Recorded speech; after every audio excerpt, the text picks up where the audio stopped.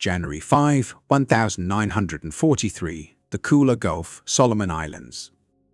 Lieutenant Red Cochran steadied the fire control system aboard the USS Helena, watching the skies as 4 Japanese IE-3A dive bombers completed their assault on the American naval group. These aircraft had struck the New Zealand cruiser Achilles and were pulling away with the precision typical of Japanese pilots. Cochrane released shells equipped with a revolutionary mechanism that would change the rules of anti-aircraft warfare. The cruiser's aft 5-inch guns discharged 2 rapid salvos. One of the retreating enemy planes suddenly erupted in a ball of fire, destroyed not by direct impact but by fragments from a shell that detonated roughly 30 feet away.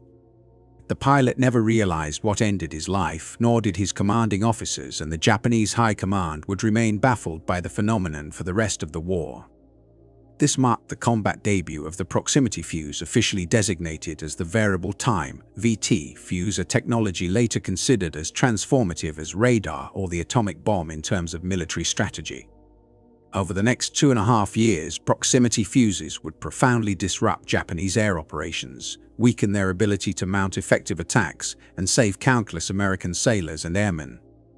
The journey to this innovation began not with genius alone, but with a long-standing problem that had tormented anti-aircraft gunners since aircraft were first employed in combat. December 7, 1941, Pearl Harbor, Oahu.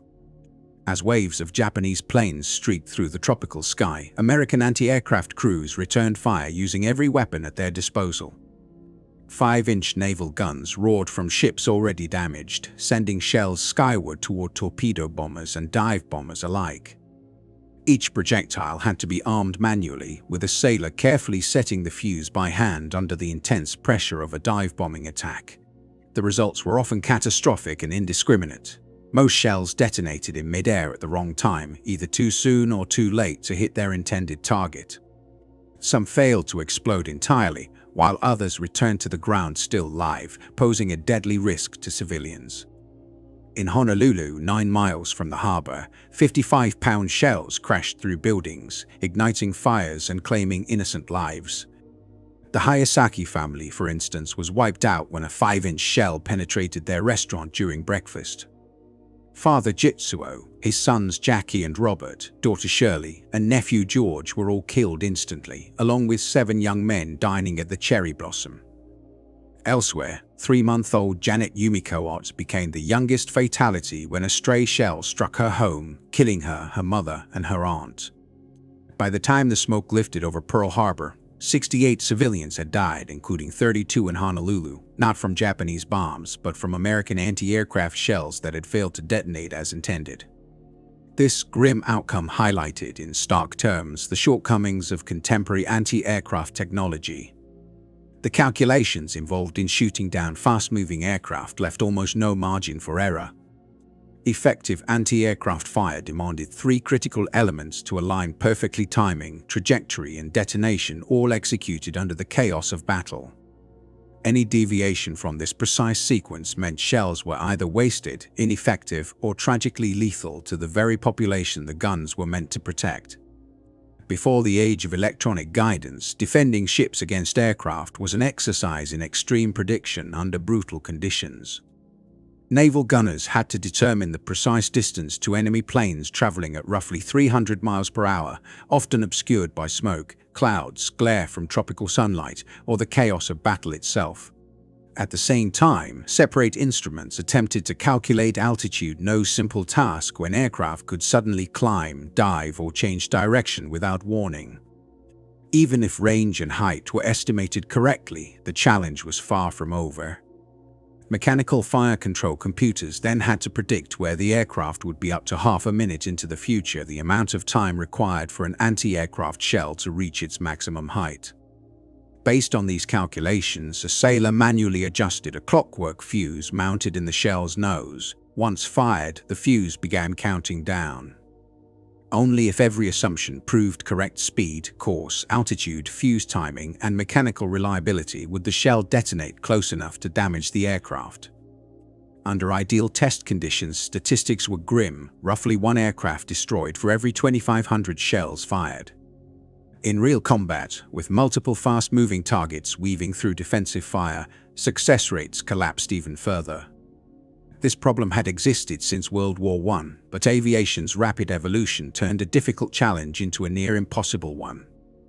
In 1918, military aircraft typically flew at speeds under 100 miles per hour and rarely exceeded 15,000 feet in altitude.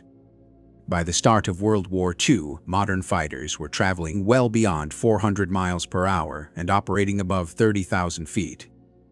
Anti-aircraft technology simply failed to keep pace.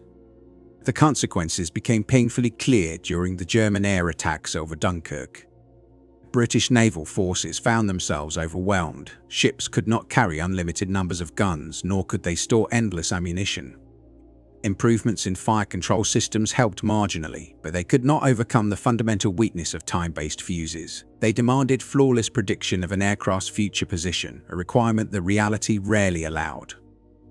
In August 1940, against this backdrop of technological urgency, an extraordinary task landed on the desk of Dr. Merle Anthony Tuve at the Carnegie Institution's Department of Terrestrial Magnetism in Washington, D.C. The National Defense Research Committee had asked him to solve what many considered an unsolvable problem: create a proximity fuse that could detonate automatically when a shell neared an aircraft. Tuve's background seemed unrelated at first glance. Raised in South Dakota and educated at the University of Minnesota and Johns Hopkins University, he had devoted his scientific career to studying the ionosphere.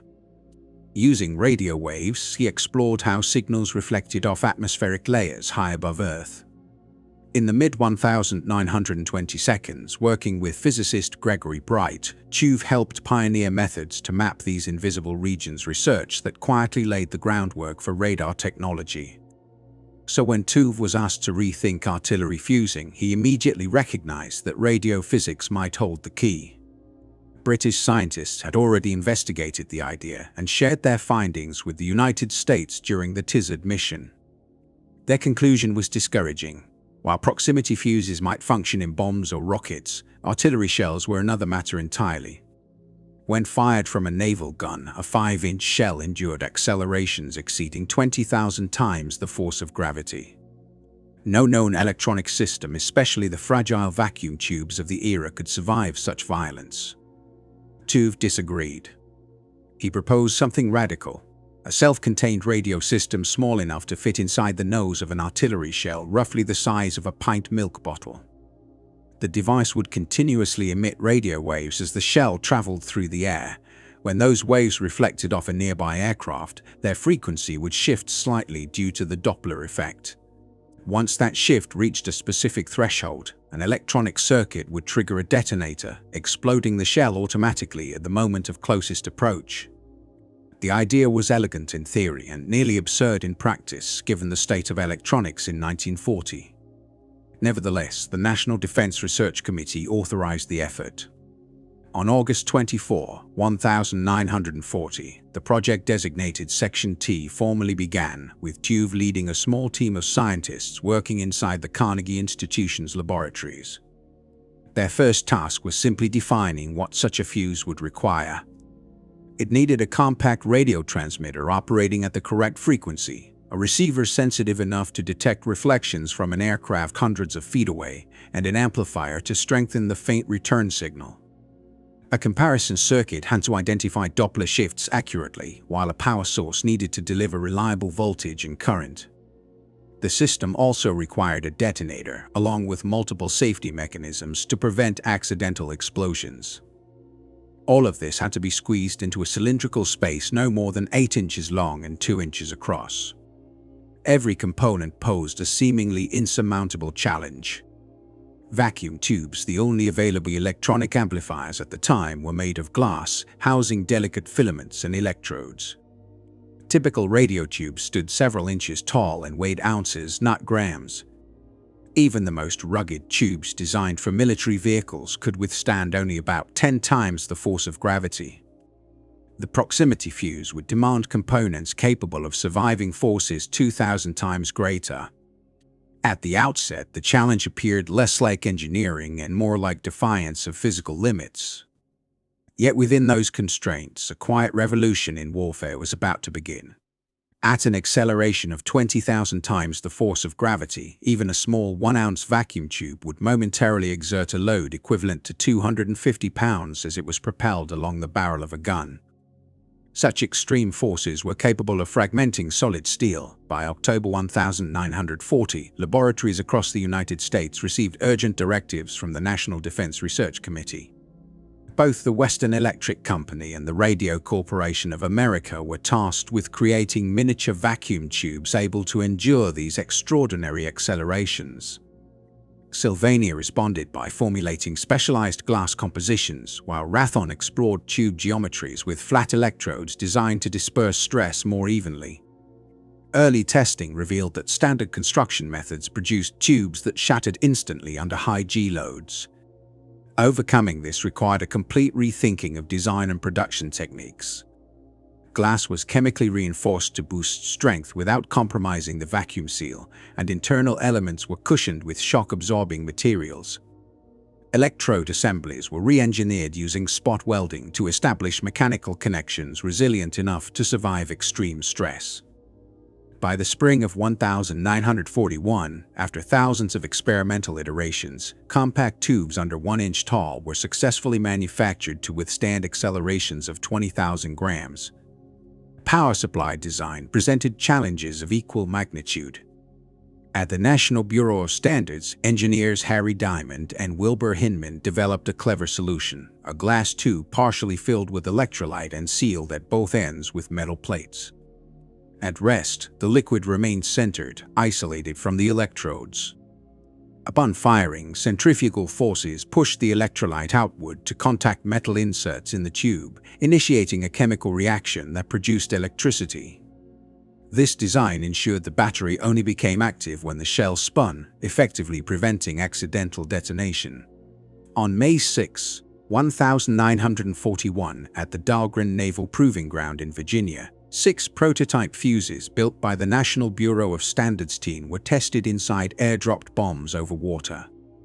Radio signals were transmitted, reflections detected, and electronic circuits successfully triggered detonators, with all 6 bombs exploding at the intended altitude.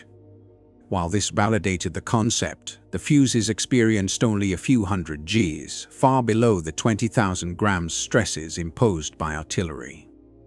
By June 1941, Section T had grown to more than 100 engineers, physicists, and ordnance specialists. Operations moved into a former car dealership in Silver Spring, Maryland, which became the central laboratory.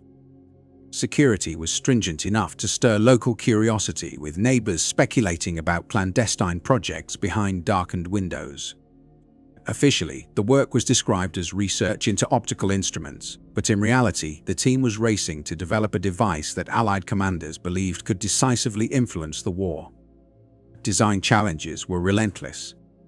The antenna had to be small enough to fit in the shell nose, but effective enough for both transmission and reception of radio waves. Engineers developed a ring antenna encircling the fuse body. Transmitter circuits needed to generate radio frequency signals between 70 and 90 MHz using only 3 vacuum tubes, while the receiver had to detect signals a million times weaker than the transmission.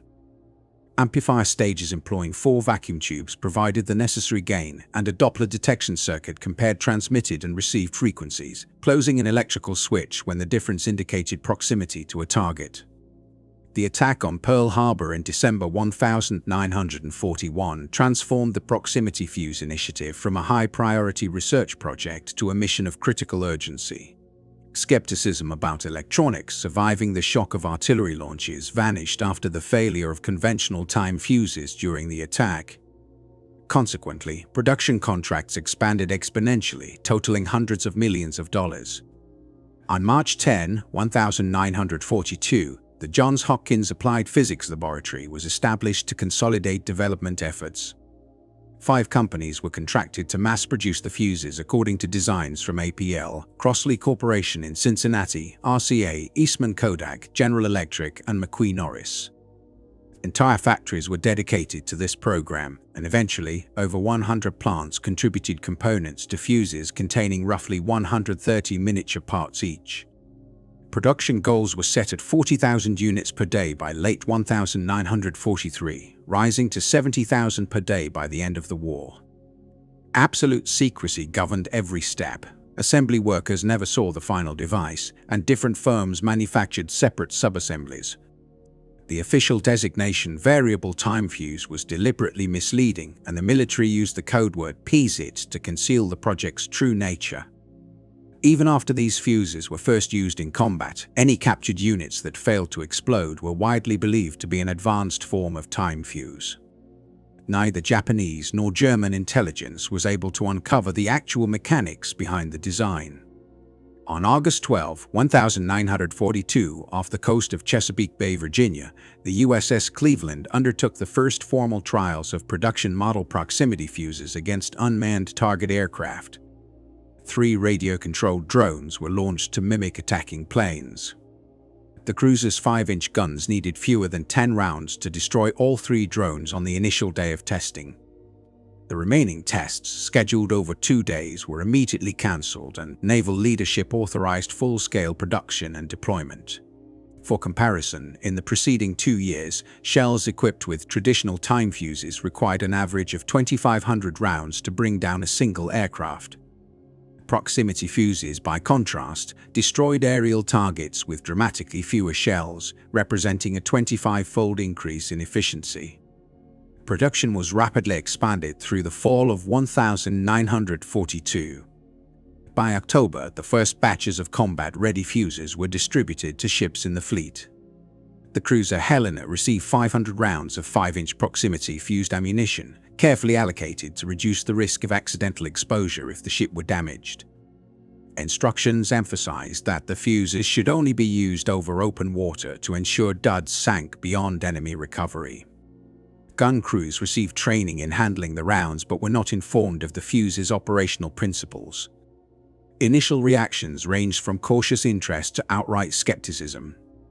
On the morning of January 5, 1943, Lieutenant Cochrane's gun crews decisively demonstrated the new technology. Their salvos destroyed 1 Val dive bomber and severely damaged another. The engagement proved that accurate aerial kills could be achieved without precise prediction of target movement, without manual fuse adjustment, and without the complex calculations that had previously constrained anti-aircraft effectiveness. News of this success spread rapidly throughout the fleet. Ships equipped with proximity fuses began employing them in every encounter. Cruisers, destroyers, and battleships reported kill rates far exceeding those achieved with conventional time-fused shells. Japanese pilots soon noticed a shift in Allied defenses but could not determine its cause. By March 1943, roughly 1/4 of all anti-aircraft ammunition issued to the Pacific Fleet contained proximity fuses. These rounds were responsible for more than half of the Japanese aircraft destroyed by naval gunfire.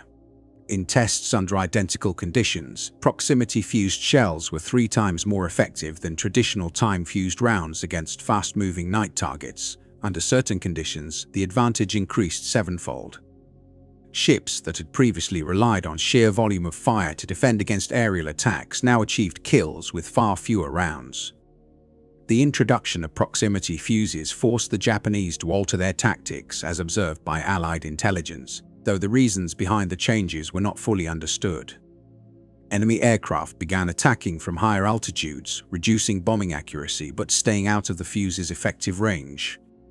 Torpedo bombers flew just above the waves, where radar reflections from the water caused premature detonations, and dive bombers released their ordnance from steeper angles to minimize exposure.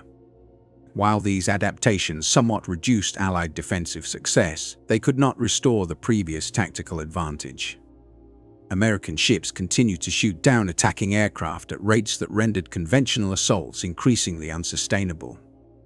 Admiral William Halsey later credited proximity fuses with altering the strategic balance at sea. Japanese torpedo bombers had historically been most dangerous during night attacks, when visual tracking was nearly impossible and time fuses were largely ineffective. With the combination of radar detection and proximity fuses, American vessels could engage and destroy aircraft even in complete darkness.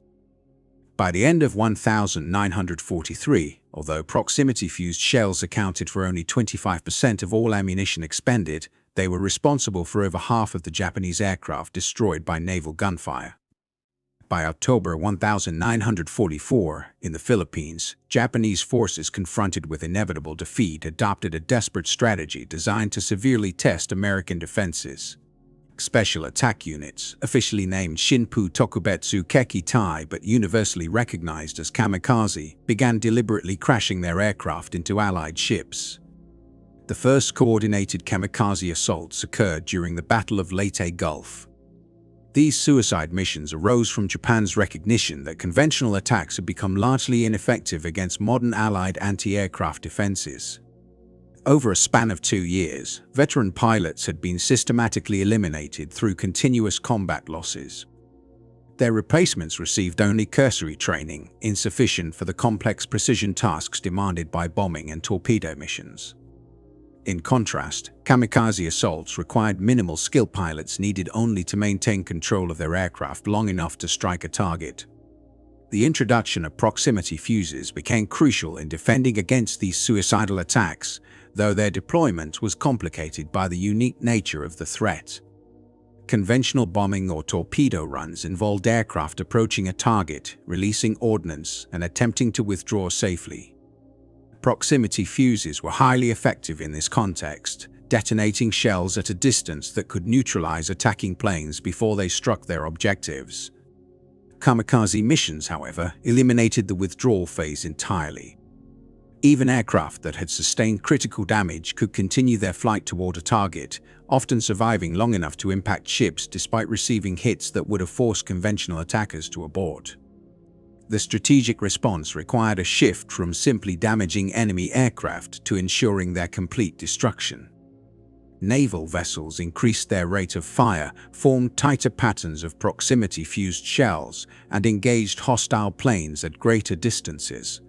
A striking example occurred on May 11, 1945, when the destroyer USS Hadley and the destroyer escort USS Evans, assigned as radar pickets, confronted 156 Japanese aircraft over a 90-minute engagement. Hadley succeeded in shooting down 12 aircraft before being hit by 4 kamikazes that remained airborne long enough to strike the ship despite anti-aircraft fire. Evans destroyed 23 planes before sustaining damage that forced her to withdraw. Post-action assessments highlighted the indispensable role of proximity fuses, which destroyed aircraft at ranges where conventional time-fused shells would have failed. Without this technology, it is highly probable that both vessels would have been sunk within the first half hour of combat. Detailed statistical studies from the Pacific Theater quantified the effectiveness of proximity-fused ammunition. Between October 1944 and August 1945, U.S. naval forces recorded the destruction of 278 Japanese aircraft using this technology. Analysis by Ralph Baldwin, in his authoritative work, concluded that under identical circumstances, only 46 of these planes would have been eliminated using standard time fuses, a 6-to-1 effectiveness ratio. This efficiency directly translated into saved lives and ships that remained operational. At Okinawa, where kamikaze activity reached its peak intensity, proximity fuses accounted for a substantial proportion of enemy aircraft destroyed, although the majority of kills still resulted from combat air patrols and short-range automatic weapons. Meanwhile, over Europe, June 12, 1944, marked the beginning of operations against northern France. While proximity fuses had already transformed naval warfare in the Pacific, their use over land had been restricted due to the risk that unexploded ordnance could be captured and reverse-engineered by German forces, who had demonstrated considerable technical intelligence capabilities. However, the V-1 flying bomb campaign against London forced a re-evaluation of this policy. Starting June 13, 1944, Germany launched thousands of V-1 cruise missiles at England, at times exceeding 120 per day. Conventional anti-aircraft defenses struggled against these fast-moving targets, traveling around 400 m fire at low altitudes of under 2,000 feet. Prime Minister Winston Churchill personally authorized the use of proximity-fused shells to counter the V1 threat despite concerns about potential technological compromise. Rapid adaptation followed. Crosley Corporation modified fuses for use against V1 second, and the finished munitions were transported across the Atlantic in specialized flights aboard Lancaster bombers. By mid-July 1944, British 3.7-inch and American 90mm anti-aircraft guns began employing proximity-fused shells. The results were dramatic. Within the first week, interception rates doubled from 10% to 24%, and by the fourth week, 79% of incoming V1 second were destroyed before reaching their targets. On one particularly intense day, late in the campaign, radar detected 104 V1 second heading toward England. Proximity-fused artillery eliminated 68, while fighters intercepted 32 of the remaining 36, leaving only 4 missiles to reach London. In effect, the British capital was protected by a technology developed across the Atlantic. Later, in December 1944, during the Battle of the Bulge in the Ardennes Forest, German forces launched their final significant offensive in the west, advancing through terrain considered virtually impassable for armored units. The American forces were caught unprepared, compounded by poor weather that grounded air support. On December 16, Colonel George Axelson, commanding the 406th Artillery Group near Mono, Germany, made a critical decision to act independently, highlighting the adaptability and initiative sometimes required in the fog of war. When German infantry advanced under the cover of masks and winter terrain, an American artillery commander made a decision that technically violated standing orders. Confronted with an immediate battlefield crisis, he instructed his gun crews to employ proximity fuses against ground targets despite explicit bans on their use outside anti-aircraft roles. In his judgment, survival outweighed regulation. Only 3 days later, on December 19, General Dwight D. Eisenhower formally asked Washington for permission to deploy proximity-fused ammunition in land combat. Approval came swiftly. By December 21, 1944, every restriction surrounding the use of proximity fuses on the ground was officially lifted. What followed reshaped the battlefield almost overnight. Conventional artillery shells, when fired into snow-covered or muddy terrain, frequently buried themselves before detonating. Much of their explosive force was driven downward, producing limited fragmentation and allowing well-dug infantry positions to absorb the blast. Proximity-fused shells changed this equation entirely. Instead of exploding on impact, these rounds detonated in mid-air, typically between 20 and 50 feet above the surface. The result was devastating. Shrapnel cascaded outward and downward across areas dozens of times larger than traditional ground bursts. Where a standard shell might lethally affect roughly 60 square feet, an airburst detonation scattered fragments across more than 3,000 square feet. Infantry moving through open ground suddenly found themselves exposed to explosions that trenches, foxholes, and natural cover could no longer neutralize.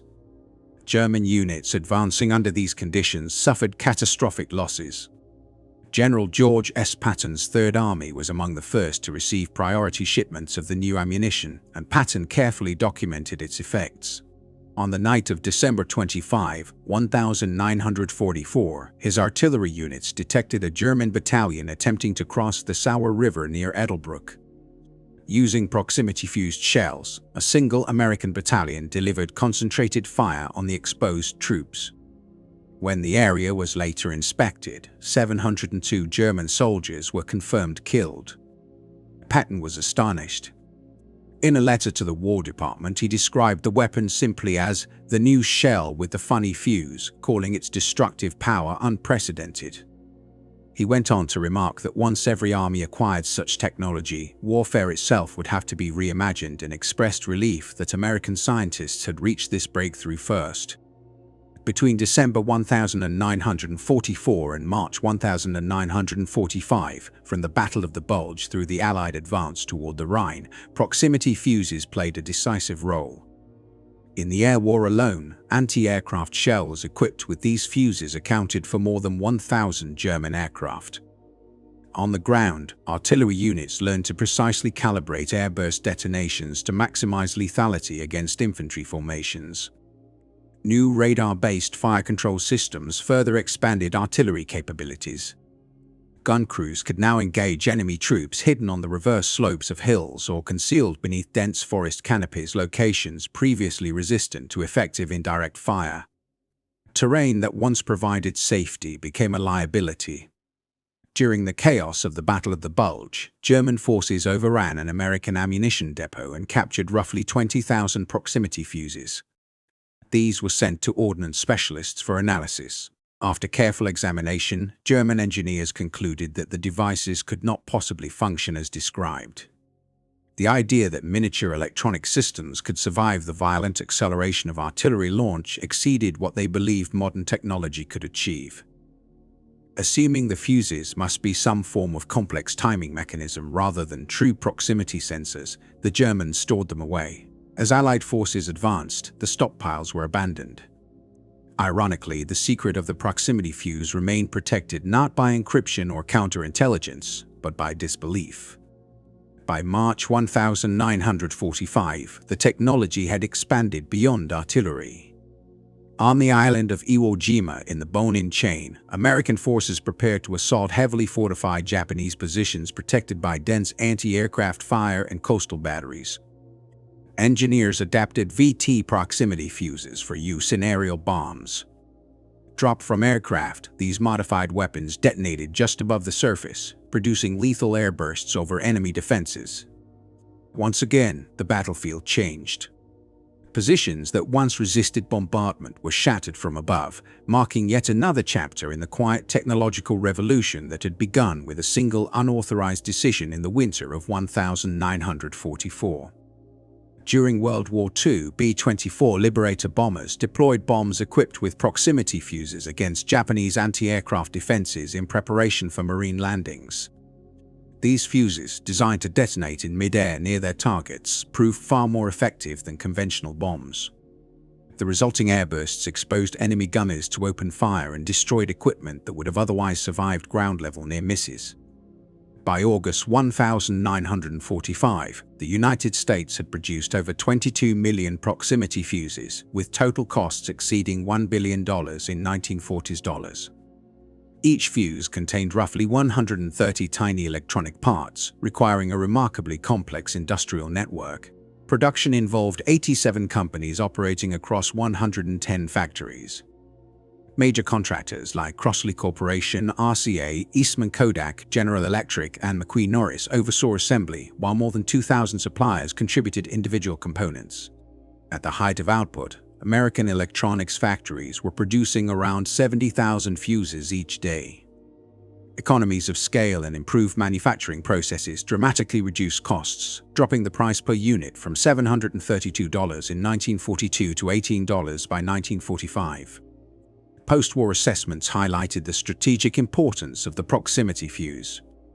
Secretary of the Navy James Forrestal remarked that the device had significantly facilitated the Allied advance toward Japan, providing critical protection for naval vessels and allowing operations to proceed more swiftly and with fewer casualties. Admiral Arleigh Burke, who served as Chief of Staff to Admiral Mark Mitcher of the Fast Carrier Task Forces, recalled that by 1945 all 5-inch naval shells carried proximity fuses, which decimated enemy aircraft in large. The technology also proved effective in the European theatre. British Prime Minister Winston Churchill noted that American-made proximity fuses were instrumental in countering the V-1 flying bombs that targeted Britain in 1944. Meanwhile, Japanese forces struggled to understand the sudden increase in Allied anti-aircraft accuracy after early 1943. Interrogations of captured Japanese officers revealed that they largely attributed the effectiveness to advanced radar or integrated fire control systems rather than realizing the true innovation was miniaturized radar embedded within each shell. Some Japanese engineers briefly speculated about radio-controlled ordnance but dismissed the concept as physically impractical given the extreme forces of artillery launch. The notion of embedding a radar system in a single projectile seemed technologically impossible to them. This lack of imagination allowed the proximity fuse program to remain a closely guarded secret throughout the war. The consequences for Japan were severe.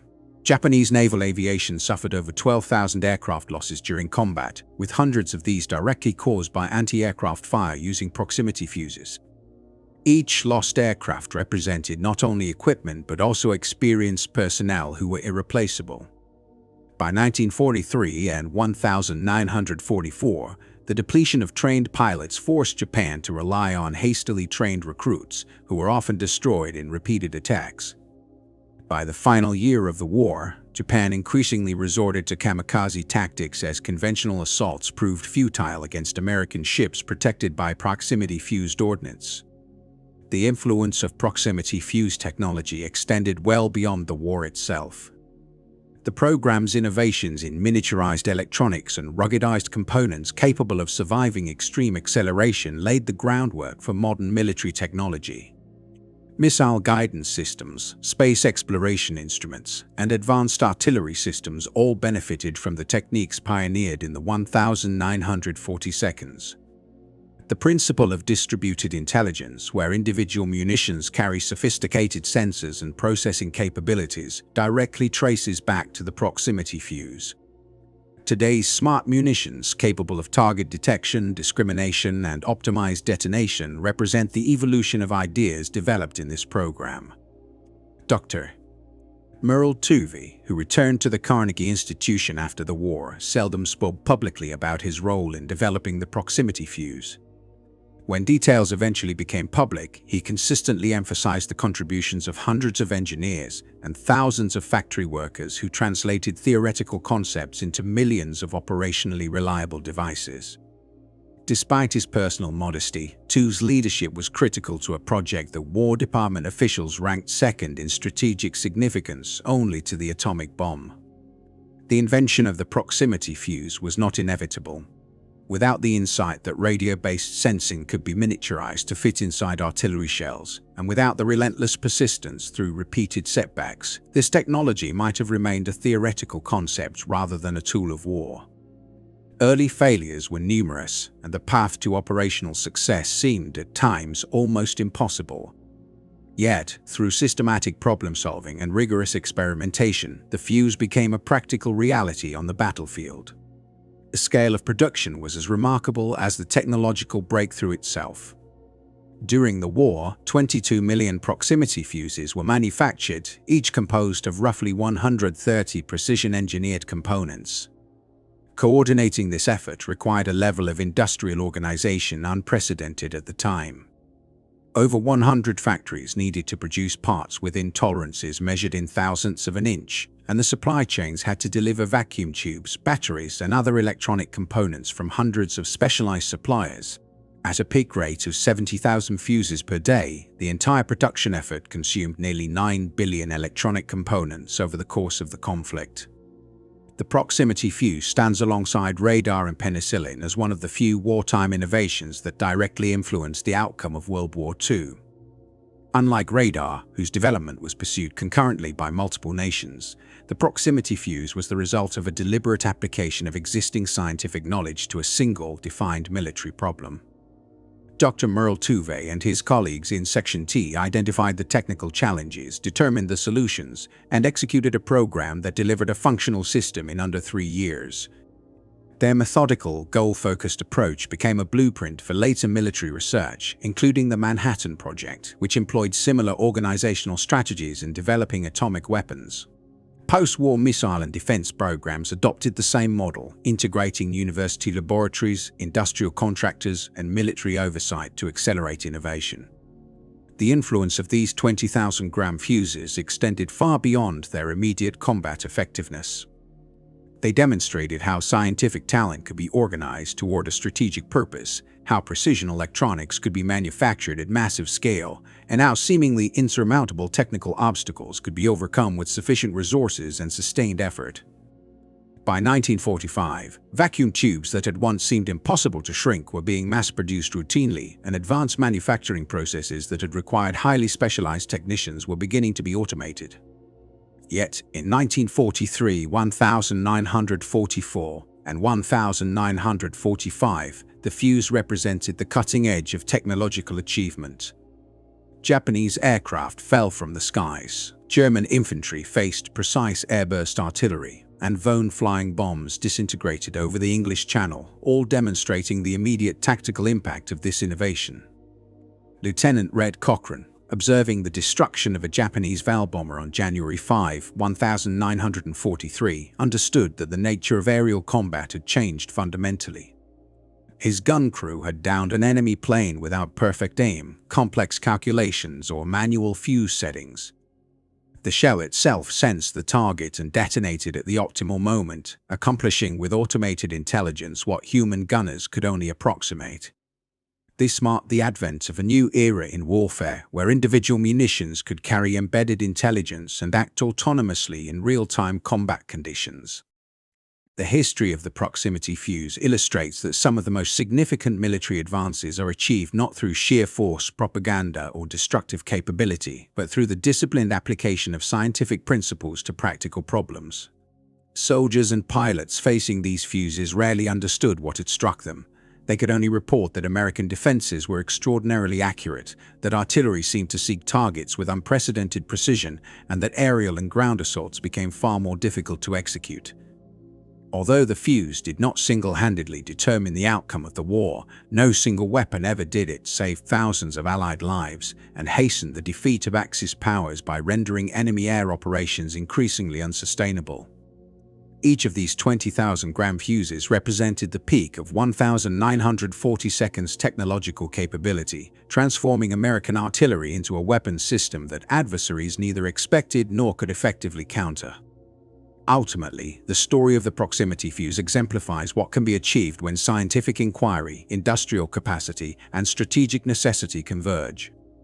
It is a lasting testament to the power of innovation in free societies, demonstrating that human ingenuity, when organized and resourced effectively, can overcome enormous challenges and fundamentally reshape the conduct of warfare.